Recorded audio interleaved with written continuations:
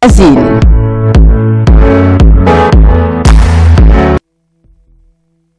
Chers téléspectateurs, Banaya Kinshasa, Banaya Braza, tous ceux qui nous appellent à partir de France, à partir de Belgique, merci. Parce que na émission à lobby, Bobengi Bisso à partir des États-Unis, on salue Mwanamboka Claire Viss, Oyabenga Kibisso aux États-Unis, merci. Ça c'est votre émission. L'émission du peuple congolais, l'émission où nous pensons que Lumumba n'est pas mort pour rien. Lumumba n'est pas mort futuellement. Lumumba a koufi natina. A koufi pour te Congo et comme en a sens mokoboy. Lumumba a koufi pour que na ajo ya muki a koufeli. Atiki mwasi na bana. Alobi a sacrifié jeunesse. Qu'est-ce que nous faisons de ce pays? Tout ça n'a nini na mboko yo. Lumumba koufa tiki la biso mboko yo. Mais est-ce que nous prenons soin ya mboko et kende liboso? Est-ce que tous allez que ça l'effort mboko et kende liboso? On nous posera cette question-là. Biso nabino et pas ibozali, homme politique, pasteur, kingandi, bakotu na biso motuna wana. Tout ça la nini na Congo. Qu'est-ce qu'on a fait de ce pays? Qu'est-ce qu'on a fait de ce pays? Merci Ngaïm, le serviteur Nabino, le cardinal de la presse. Ndoïa, le cardinal Ambongo, et puis le cardinal émérite Mosengo. Je salue ces grands hommes-là. Torobet Alisolo, il y a présidence, il y a Seni. Seni est bandit en 2006. Ma ponami bandi wana. Toyebi que après 2006, Bemba na Kabila babundi batu bakufi. Après wana toye la 2011. Baletue Salemi et Pessi lisusu kokoso batu bakufi. 2018 et tokende tokenango mais batu belé ba réclamer vérité des urnes ainsi de suite. Batu ba sepeli kakate. Est-ce qu'il faut continuer modèle oyo? Est-ce qu'il faut continuer na oyo? Ils ont même à Congo, bana ya Congo bakufa, makila etanga. C'est maintenant le moment ya ko réfléchir. Le moment ya ko réfléchir. Le moment ya ko tala. Nangani ni Seigneur ofekende. Tolelaki mingi, mais maintenant 2023 akoya, le kola ba débat oya Seigneur bandi. Maintenant voici le moment ya ko banda ko réfléchir. Nani nde il faut akumba Seniwana. Poto bato ba kufa susu te. Tozo ba problème te. Mais awa tomoni Assemblée nationale balobi bazwa ki décision oyeuta qui pas ba confession religieuse. Ba confession religieuse ba ponagi Rosa Malonda. Mais ba ki mangite et pas wapi Rosa Malonda bimi. Ya le biaza candidat bakimangiste Nkamba, son éminence ya Kamba, on salue la bravoure à lobby jamais. Atikala kozwa aucunement décision ya kozwa Rosa Malonda azala candidat na bango Nkamba lobby. Rosa Malonda candidat na bango te, mwana mboka elebe oyaki na kopwana.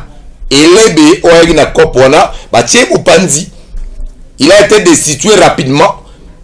Éminence Oyaki Mangista lobby non. Tout ça moto mususu. Ndeko wana komi ko rouler pour na ba intérêt na pour na cop na yi. Ba musulman ba lobby bien non. Ndeko azali représentant ba musulman yépé. Aza hors mandat ba noma des moto mususu. To kobeta masolo ya seni. Très important. Lobby toujours mon parlement lelo ba $2000 ba osenga biluko ebele mais bazo senga la peuple le côté bazo senga la bango moko pour éviter tous ba député à modèle oyo 2023 c'est wana c'est maintenant. Alors tous allez on a invité to beta masolo botan la titre o tous allons lelo sujet en wana. Soki boboyi Rosa Malonda po batebele baboyi Rosa Malonda mais bande ko musuna katanga balobi bango ga Rosa Malonda tala mbogo ndekendaka des aventures de mauvais goût baza na raté baza Ce qui boboyi osa malonda bolingi nani Emmanuel Sadari 2 Monseigneur Mosengo 3 Honorable Lembalemba Papa Molière ou bien bolingi mwana mboka Mata Fayulu le roi azangaki la présidente Azahata président Seni. Alors bah invité baza sur ce plateau mwana mboka Arsène Kato un voyant combattant gardien du temple l'infatigable la lutte au ya Congo fait bonga mwana mboka merci d'être là.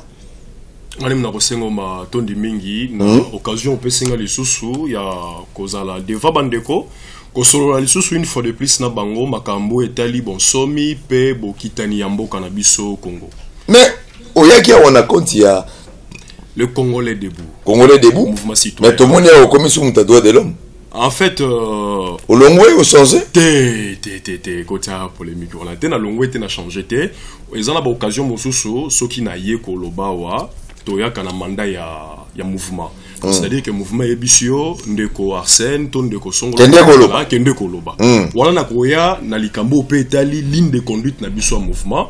Ndeto benga kango peut-être na lopoto, la plume serve mais la parole est libre. Donc na kawana na koki kosala kaka makambo etali mouvement. Donc awana ye, je suis Arsène Katolo, militant des droits de l'homme qui œuvre au sein du mouvement citoyen les Congolais debout comme chargé des actions et du réseautage du mouvement. Alors biso to bagisa que bakanga 8 mois na régime ya mwana mboka Joseph Kabila bakanga 8 mois na mwana mboka Arsène Katolo wakangama 8 mois parce que akosenga kaka makambo etali Congo kenda bien. Le Congo n'est pas une propriété à Moutouté. Le Congo n'est pas un pays et pas Iwapi alliance moko boyeto contrat moko boyefo za la likolo ya ba intérêt ya congolais. Le Congo appartient aux Congolais, s'il vous plaît. Oh, ils allaient mission à Congolais. Yango tobengi ba mwana mboka Arsène Katolo ba Congolais. Bandeko peut ba à côté quelque part. Ba onu kolabinu. Le cardinal de la presse Azali. Je vais ce grand caméraman à kokita passe au bozali to ko djoa ba image na bino. Si vous vous sentez en insécurité, bazoni okolao, vous avez un problème. Donnez Garabanda lundi vendredi. Appelez-nous. Tokita. Pembeni ya mwana mboka Arsène Katolo, militant des droits de l'homme, nous allons la prophète Benjamin Kawanga. Benjamin Kawanga, un très grand militant, un militant engagé, fermement engagé parce que nous avons envoyé une équipe au Balandagi Nengenini. Il est parti. À Kelibousou, Assemblée nationale, à Kolobana Bango. Akolobana bango botika makambo boliko sala na loi oba mina kuna sakata yemoko il est là. Mwana mboka bonsoir. Bonsoir Ndeko Nangai cardinal de la presse. Merci en tout cas pour ça.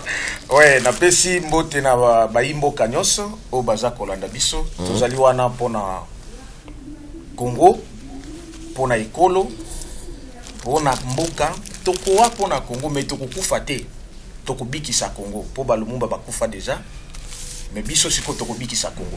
Alors on m'a demandé ceci avant to kota maramarosa malonda vous avez ndeko ya société civile vous allez ba leader oyo bo travailler pour que Congo yo et kendele boso les gens ba tu ko proroger état d'urgence. C'est la 6e prorogation. Tozo kende na ba 3 mois na ndambo. Batu bazala bandaku balembi ebele bakenda na ba situation oyo bafuta bango te ba se retrouver kaka boyi bakenda bandaku batu bakofuta nini babaya bakomi ko silika ils sont faussés bazofuta bango te résidents oyo ekomi ko pesa ba facture nzala bazala ngo.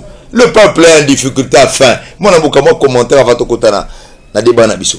Non, ndeko, oyebi eza motema, ndezali ko saigner, ezali ko soa, ezali ko vimba. Na likambo talisi yangana ndeko na société civile, oui, tozali na kata société civile, na yebi ndeko na ngai, tozala kane souvent na terrain. Ezali kambo lit, il se fait que tozo bunda, biso eza baide. Eza baide, tokoki ko kabola baide, mon koto pe tokoki ko kabola baide mososo te, mais tozali quand même ensemble de dire que regardons de l'avant, total liboso pour na mboka na biso et kindepe liboso na bonso mignon surtout. Mais par rapport à commentaire Olbina tia na makambo et prorogation état d'urgence, moté manange zoko vimba. Oyebi na yebite soki na Congo. En fait, en soi, na yeko mona ke tozana problème à Kibomoto. Kibomoto donc mutu congolais pose un sérieux problème. Na yebite soki ba kondina biso ba réfléchir ça quand soit biso dem tozala bazoba to comprendre makambo bango basala raté soit c'est le contraire. Pourquoi na zolo bango mais pour na ko proroger état d'urgence ndeko nangai il faut que la mécanisme nous surtout qui permettre bino koloba que non vu la situation d'engeza ko évoluer on proroge ou pas il y a pas des évaluations qui s'est fait plutôt de manière claire et nette il y en a pas et du coup on s'est réveillé un matin, on proroge l'état d'urgence. D'accord, oui, mais que tout le monde déjà le 2 juillet. Calendrier scolaire, ça termine au 2 juillet. Mais classe, donc, ce qui veut dire que l'année blanche est consommée en principe. Alors, ministre Azoué Kaka na télé, oh non, l'année sera sauvée. Aucune concrétisation, il y a vraiment que l'année sera sauvée de tel mécanisme par tel mécanisme. Exact, Kaka, discours, l'année sera sauvée. L'année sera sauvée. L'année sera sauvée. Mais pendant ce temps, tu l'équipe déjà le 2 juillet. Or, le 2 juillet, ils date Oyo officiellement dans le calendrier congolais. Ma solo, il y a là, s'il y a école primaire, secondaire, humanitaire et Katanaka. Mais, ndeko, ceux qui toquent dans le makambo, qui restent au tien au mopanzi, autres, vous allez comme la clarté. Toquent dans le cambo étali social. C'est comme si bah continue biso bah bossana qui senso. C'est comme si c'est comme si bah continue biso bah yabi kimbo la tête. Pardon. Mon amour Arsène, mambo le bateau peut souka comme moi tempé. Mais dans des pays mon sous moni l'État a accompagné ba peuple na makambo ya temps oyo ba confiné ba kangi état d'urgence tout ça. Biso ba accompagner peuple té mais les colons bazo ba kisaka ka temps. Peuple balobi bazo ko kate ba bengi abi le cardinal pas si ezo matana niveau au kokate na ninga osakana te mona boka rebondir bo to pesa mboko na ndeko na mona boka prophète Benjamin Kawanga ba continue biso ko ba président de la République Kino Nasuka baza payé régulièrement par l'État congolais. Oui, bango no surtout. Donc bana 3 mois ezali baza payé. Ndeko Chantini Ngobila baza payé. Donc baza payé. Oui, ba député na biso 3 mois payé. 3 mois et demi bango baza payé. Bazo vivre bien. Bien makasi. Kaka bandeko na biso azando, ba maman na biso, ba papa na biso. Ba bunda na kakosala moi misala miki na kalesa biso, nde bango na ba bloquer biso na ndako to bimate. Et puis au moins les gouverneurs azo senga na ba bayer base à l'indulgent. Mais ndeko, bon ceux qui bayer ango. Il est pas dépendaka. Le pango. Il pas dépendaka. Soyons quand même c'est anormal. Au début to loba yango.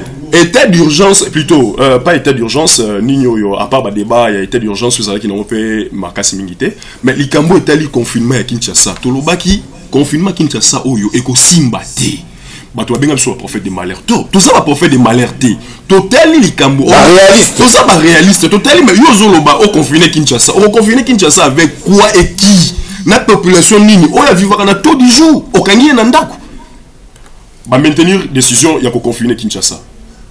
Oyebi batonde bakota ki wenze soki vraiment pandémie yango ekité la ka biso tina ba milieu périphérique lokola changu lokola to kota biso no stu liberté zando ko somba biloko donc mesure moko des acquis respectés Gombe bakangi bandeko bakei ko luka ba carte d'accès à Gombe tala ndenge des ordres zaka liboso kuna soki bandeko na suba bato basangana ebele ya responsable ya biloko wana no surtout Kinshasa bakoki ko Kinshasa bakoki ko confiner te du coup ba c'est bendani. Or, devant la réalité, lorsqu'une autorité, vous prenez une décision et que étudiant au bien na souka oye o songeli maloba na yo, il faut te douter de la compétence na yo. Ça c'est ce qui est. Il faut te douter de la compétence na yo. La compétence na yo. Tu démissionnes parce que au moins au gérant bien té. Donc faut démissionner. L'autorité na biso faut pas na courage à monique na koki na loko yote na mibe. Arsène Katolo, militant de droits de l'homme et en même temps un fervent défenseur des intérêts du peuple congolais. Mon amoka tokindi na yo prophète Benjamin Kawanga militant monene ya kosakana te ya oyo etali société civile. Dossier Kakamokoyo. Quel est votre point de vue avant de thème central Nabiso, Seni, moi en Mboka, on nous a dit ici que du sérieux est Zalaki. On attendait du sérieux. Mais comment ils ont jugé quelque part?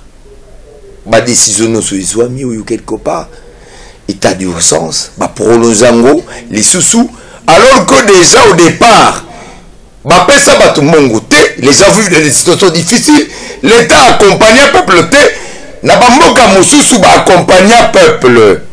T'as la bateau belé bah on a bah bah mon goûter bah et belé bah robenga na bango pas bah bailleur.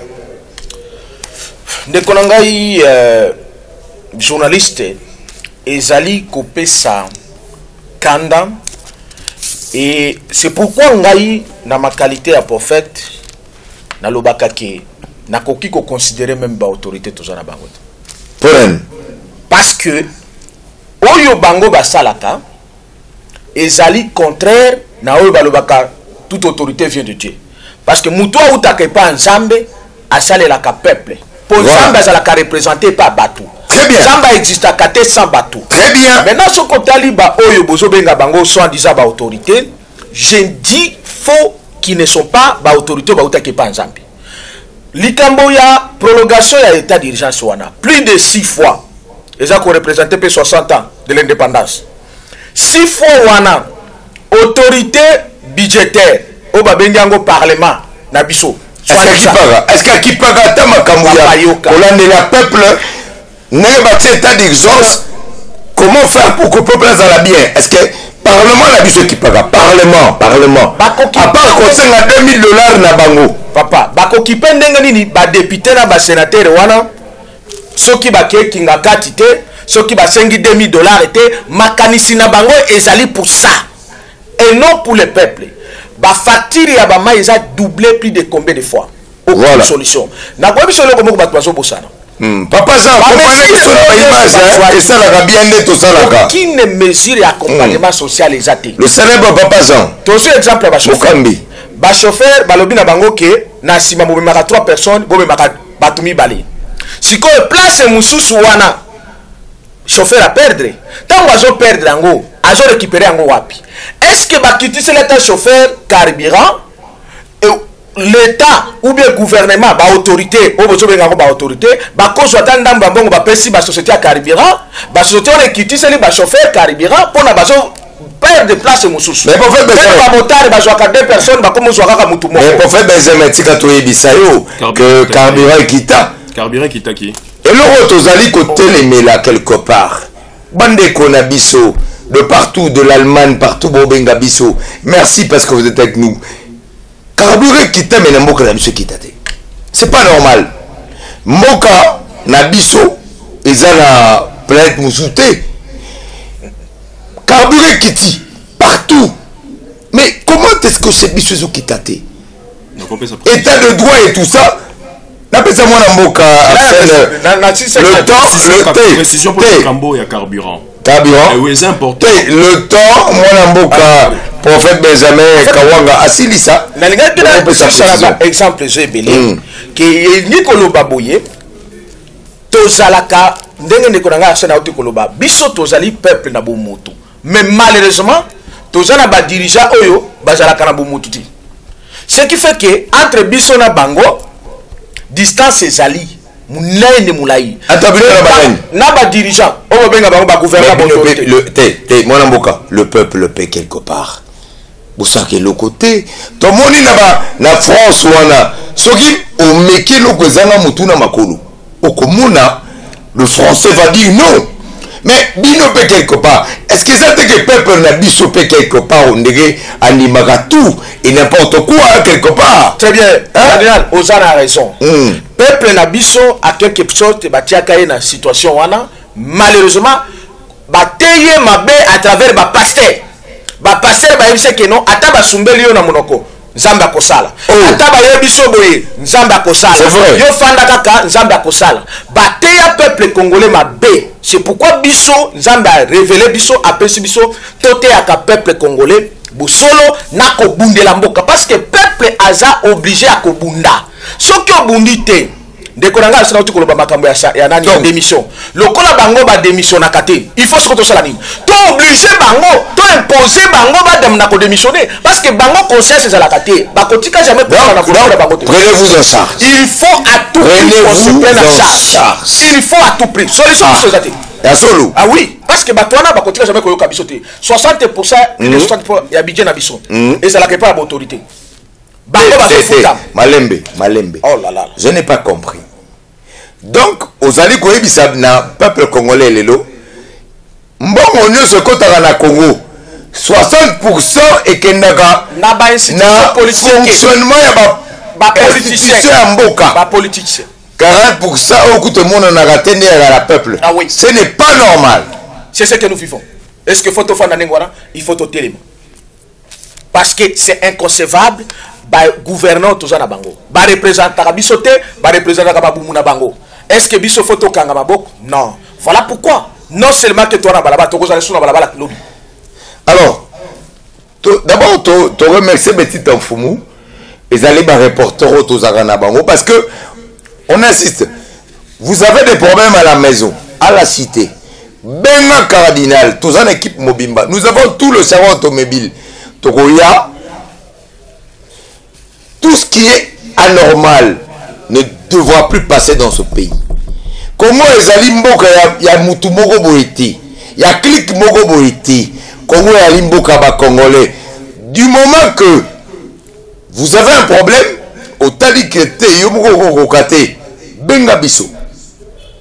Tokotinda ba cameraman, ba Jires, ba Yann, ba Christian Bazali, tokokita, nous allons dénoncer l'imposture.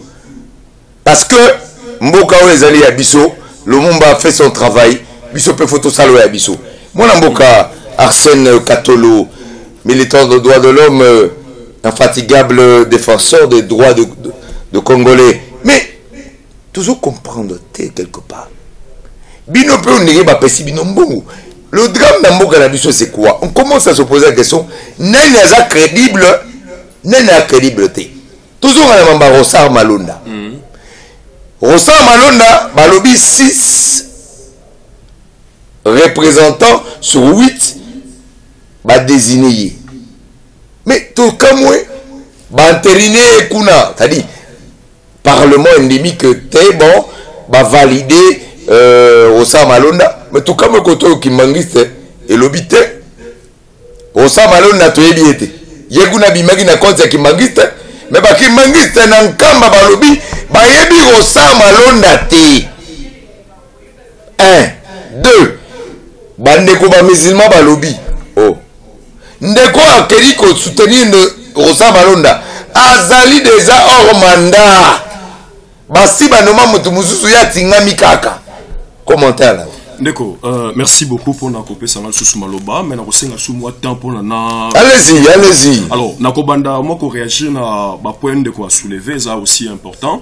Mais du moins tant que tous allez pena etando inene boyeto etando iket, tous allez pena devoir ya vérité. Voilà. La likambo etali par exemple le carburant, hein, na mois ya avril, juste quelques temps après état d'urgence ba proclama kiango ministre ya économie a bimisaki tarification moko boye et qui tisaki ba prix à carburant et pas na biso et qui tate et ce qui total yango na internet ali mais le problème est za wapi ndenge carburant qui tu wana ni ko lobate ki ba compenser vide oyo ba créer ba chauffeur non ba compenser en côté ba tu bazo supporter vide wana et za pauvre population biso tozo supporter ngo ce n'est pas l'état congolais donc c'est-à-dire ndenge tozali ko mataka na motuka bato mi balé na sima pona ba taxi na moto moko liboso charge o ya katika tu wana ngana on mtozo supporter yango l'état zo sala te lokote ce qui fait que ozomona ba embouteillage ali ba so de mouton e ko silaté parmi ba so de mouton eza ko silaté bato o efaki ba sala biso ba so de mouton ba so de mouton et aussi là et aussi balobaki ba ondogirango le 30 so de mouton et pas yoa pi bazwa mbongo ya ba congolais ba fandisi ya bazwa mbongo ya ba congolais so de mouton silaté tozo continuer kaka ko souffrir ko supporter yango ezaka la pauvre population o bazo ko meurtri yango la azo ko continuer ko kufa na kozwaka charge ya o ya yete alors likambo ya peuple ndeko na ngai tant que peuple awa, c'est-à-dire moi je parle du problème de l'humain. Koloba likambo ime awa, olobi makambo eleki na église plutôt Kimbangiste na islamique. Bazo reconnaître la candidature ya Mwanamboka Malonda te. Makambo wana ezali ko sala manakata religion. Or la religion est une vertu, il y a bomoto, il y a biso. La religion ne faut pas à la sérieux. Effectivement, tozali. Mais dans la religion la vision est dans la kati ya mboka place tozali place tokomi. Donc tozali na problème ya kibomoto. Na kibomoto pourquoi? Aujourd'hui to beta mwata tour na kati ya ba cité na biso. Tuna na micro baladère combien de Congolais oyo okuta na bango ba futa tempo. Tozali milité. Tozali milité. Oyo pa la muki na tongo azali na esengo kolobake na kei ko futa impôt foncier na ngai pa ya l'état. Pona zo rappel droit lobby ya kolobake ngai étant que citoyen na futa tempo. Mais ba futa ndenge nini po parce que ba ko mona sans cité. C'est ça. Ba futa ka bilo wana mais bazo mona te que l'état o futa on devient c'est ça. On devient plus exigeant lorsque nous participons. Et lorsque nous ne participons pas, nous sommes nous-mêmes de complices ya misère comme la biso. Nakati ya likitawa soki nga na tie 100 francs nanga yo tie ya yo 100 francs ndeko tie ya ye 100 francs nakoza na droit de contrôle te yango to bengi contrôle citoyen donc nga nazali ko futa ya nga impôt donc nazali ko futa ya nga impôt sur les revenus locatifs impôt mona na te nakosala ni nako réclamer yango mais le lombo kana biso ezali ko vivre na makambo etali kaka mana boka to ba na kende ozo ma sujet ali awa na lombango non to quotité na yoki awa ce qui est vrai budget na biso plus de 60% ezali ko supporter ba institution ba politique na autorité ne ba zambongo na uti na minute uti ko leka ko solola ndeko moko azali na Rwanda alobi ndeko Arsène awa okomonaka jamais ministre yewana na cortège ya 6 véhicules ko ezala kate. Oh, je vous dis que na Rwanda awa makambo wane ala kate Mwambo Arsène na sala commentaire na commentaire na Maxime Wamboloba. Merci papa Jean.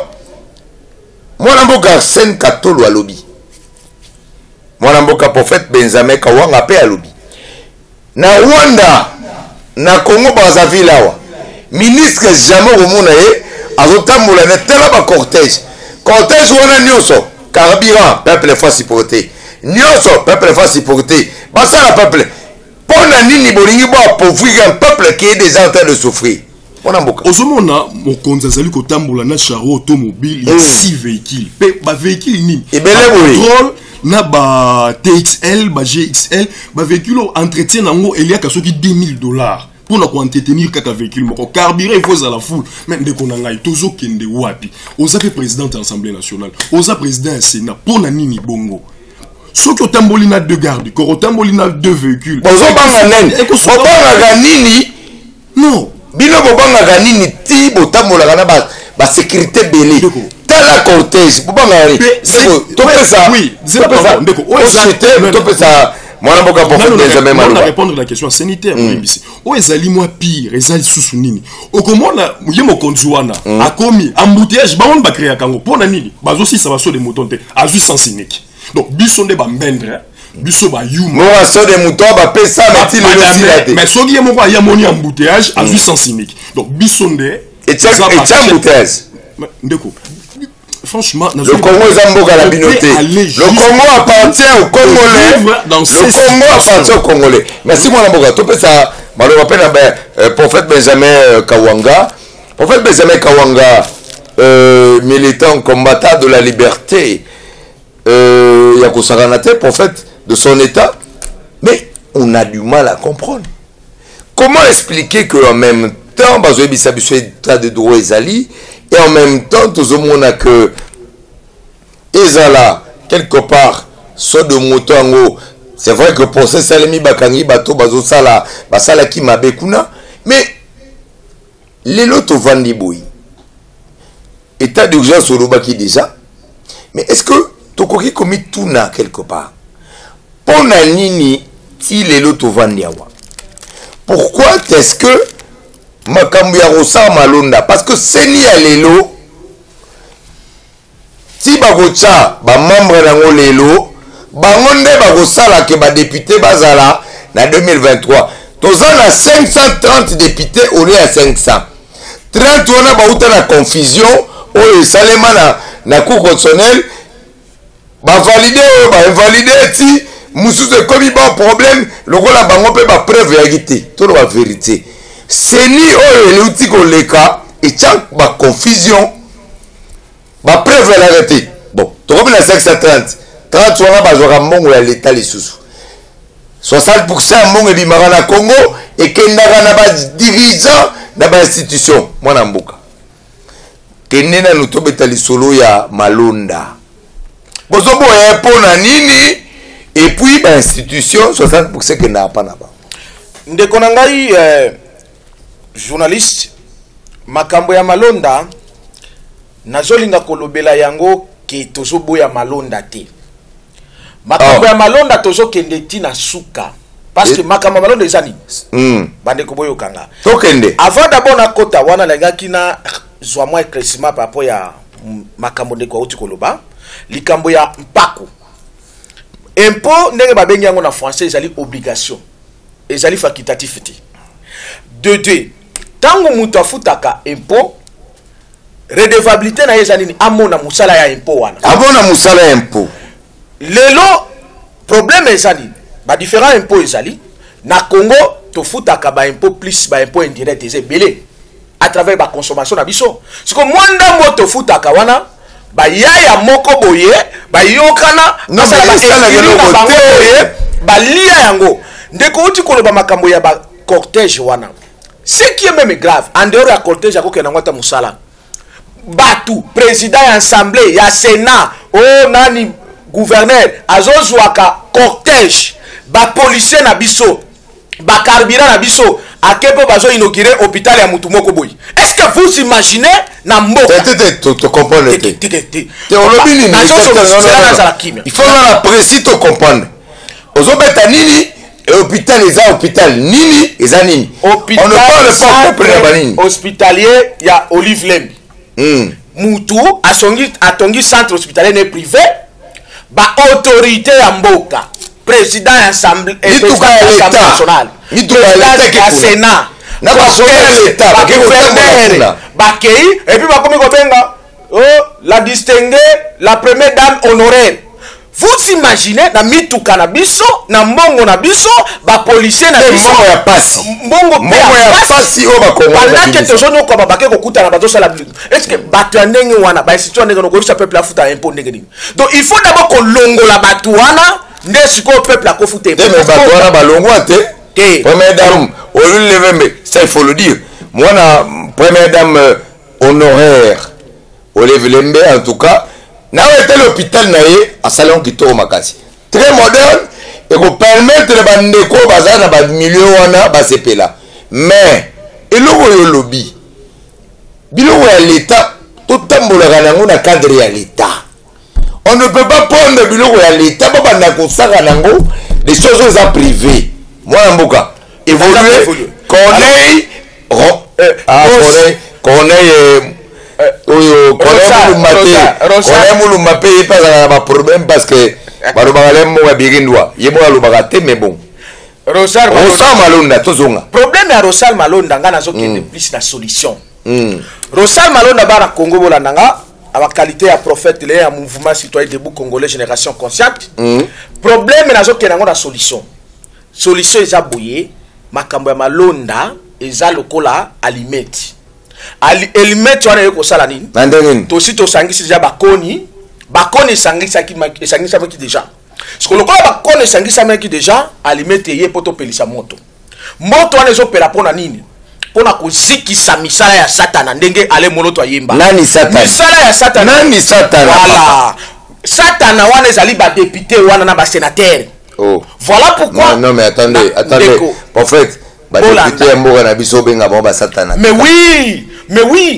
c'est la naïbisa yo est-ce que batu ba comprendre que satana sala ka représenter pe na bato wana siamo bato wana bakomi ba satana Jésus moko alobaki boko yeba bango na bisaleli ya ba député wana na ba sénateur wana ezola kisake baza ba satana pamba te parce que batinda maki ba kene ko représenter peuple bango bazo représenter ba poche na bango baza ko représenter ba famille politique na bango bazo représenter ba famille oui non mais c'est pourquoi bazo représenter bino peuple non député jamais ndeko na ngai le grand cardinal na koki kozwa ba constitution na biso depuis ba député wana kozala ba parlementaire wana ba loi nyonso basala kaya biso ezala kate kaka ya bango ba réviser constitution na pona bango pona ba famille politique na bango bazo sala ba loi peuple te pona peuple te pona bango ba néglige ezala kate ba loi na bango ba loi mina kuna banani pona bango ba loi mususu ba utaye kosala o ancien président zwaka 670 millions de dollars azala likolo ya constitution muto akosimba yete ba loi nini loi sur les anciens présidents.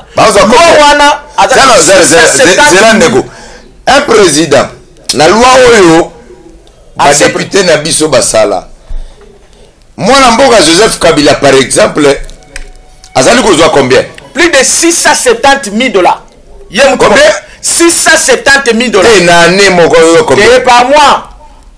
Non. Par mois. Non, ils ont salaire annuel. Bon, salaire annuel. Bon, ce que ça annuel, tu divises en gros par 12, ça va faire combien?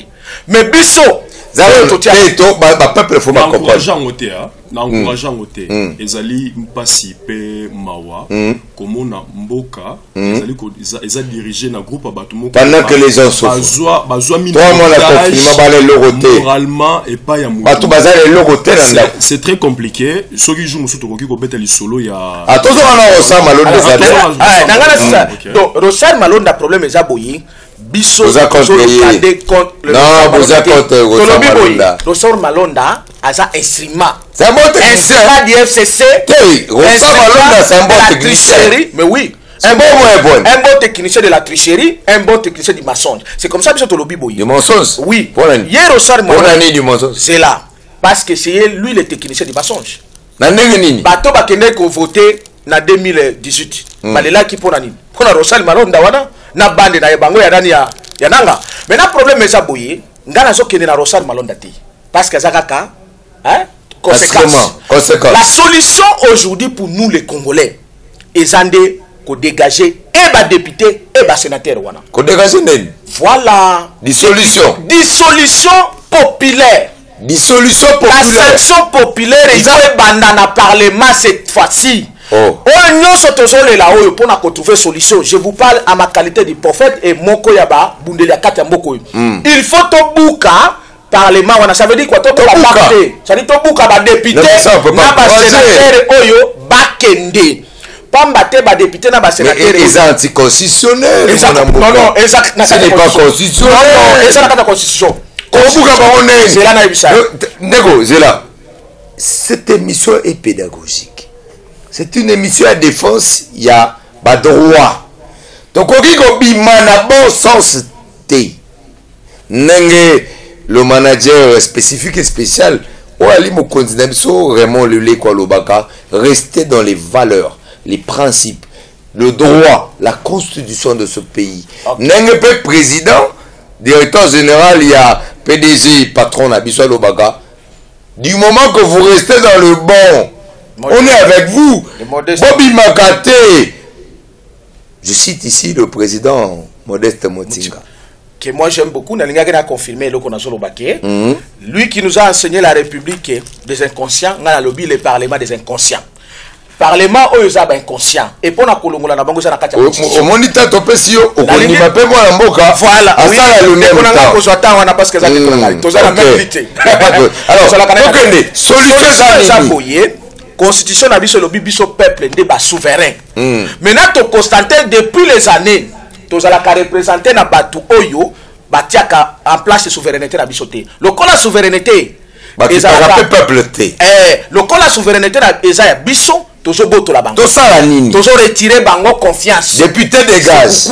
Pourquoi depuis le 27 manifestation liboso tout ça là qui n'a parlé du peuple et bande kotoye les sous dans les 4 le 9 les sous donc ozala après le 9 juillet le 9 juillet tokozala après le 9 tokozala le 19 ozali action nini. La solution na zo sa ba congolais boye que ce soit l'organisation à bandeko ba organiser ngo il faut tous à la bisonyos tout ba un seul mot député et sénateur dégage batu oyo ba député oyo bazaka na considération moko na bisoté o bazolinga pas kambo ya oyo Rosar wana bandeko na biso ba délégation ba mouvement citoyen bandeko na biso ya ba véritable confession religieuse ba monaka Janine Mabunda présidente de l'Assemblée nationale ba yebisaka ye ke eza ligne rouge lokola bango ba tosaka na biso peuple te basakana kana biso peuple ba baré wana ba entériné oyo ezako en tout cas appelle bande que député et sénateur dégage ezali na kati ya constitution souveraineté za biso peuple même l'article 5 ezo pesa biso yango pouvoir en fait article 60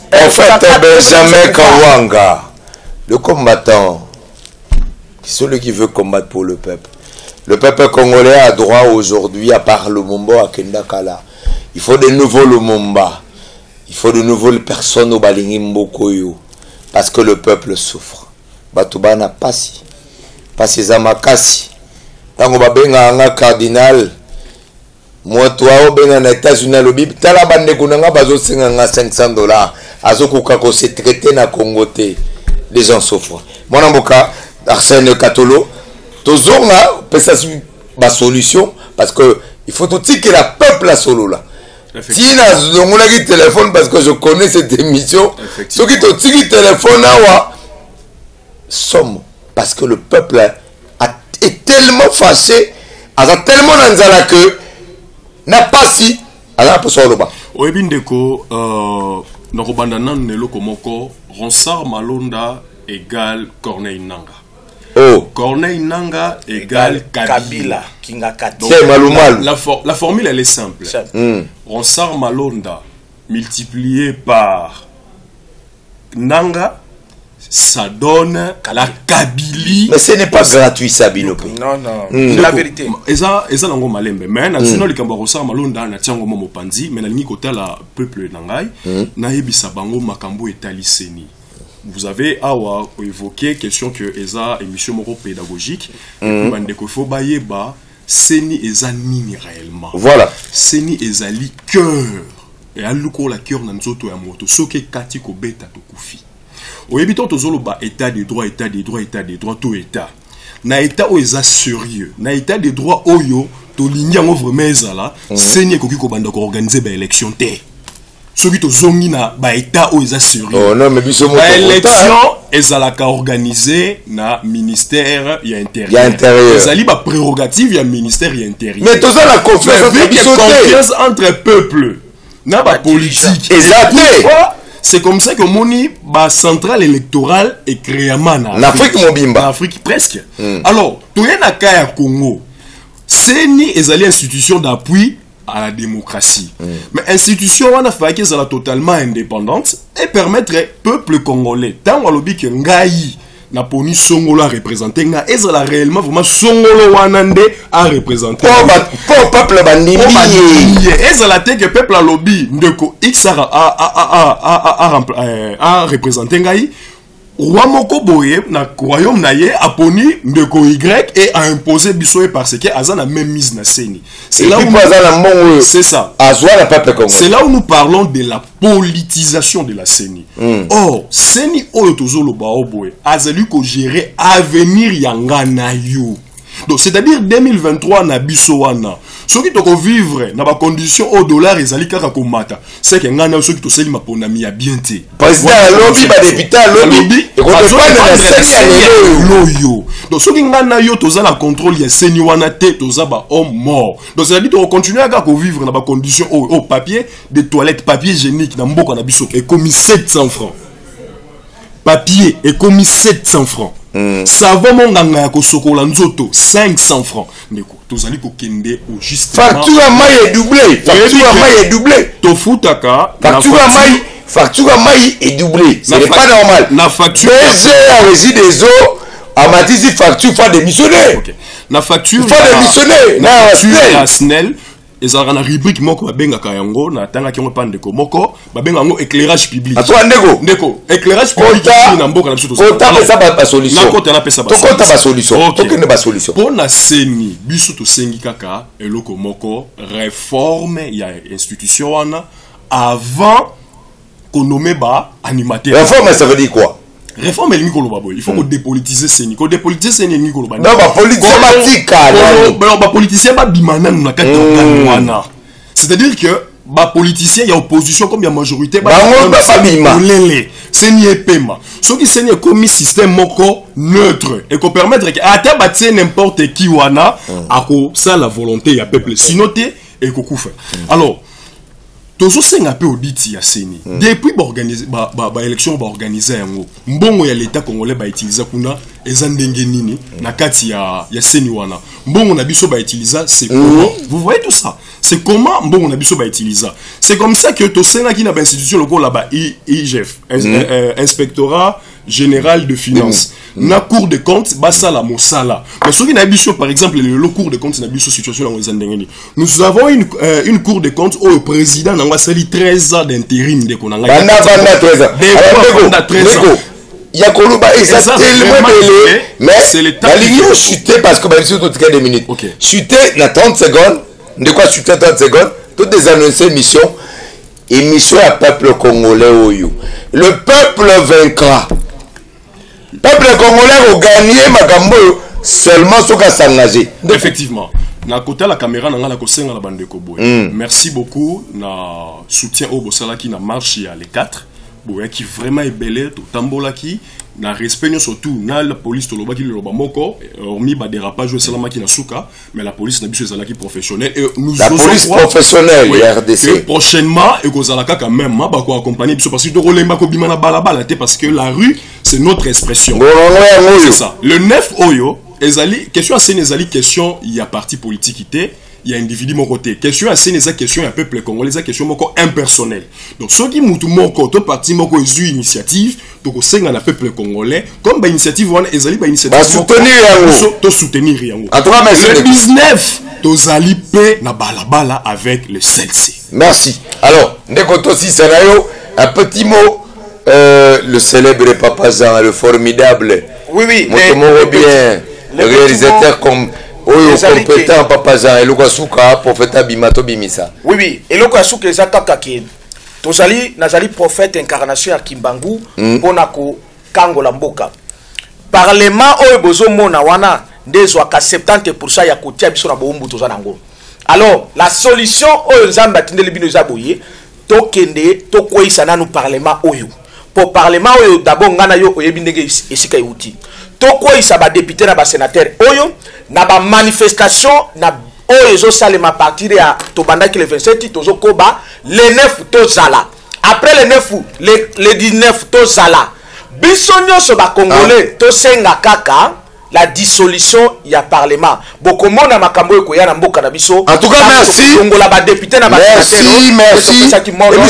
député sénateur dégage émission Sili merci na Jutlandi la magnifique coordonnatrice générale ya Afro Business le directeur Robert Kong le meilleur directeur merci na Bonus Transit la meilleure agence ya douane ya République démocratique du Congo merci d'avoir invité Arsène Katolo militant de droits de l'homme l'engagé de tous les jours congolais debout engagé de tous les jours merci na prophète Benjamin Kawanga oyo alembakate l'infatigable celui qui a toujours demandé que ce pays qui est l'avant Lumumba n'est pas mort pour rien nous avons le devoir biso totikali tout ça la plaisir tout là qui s'appelle que Lumumba n'est pas mort pour rien merci tokutani mikolo ya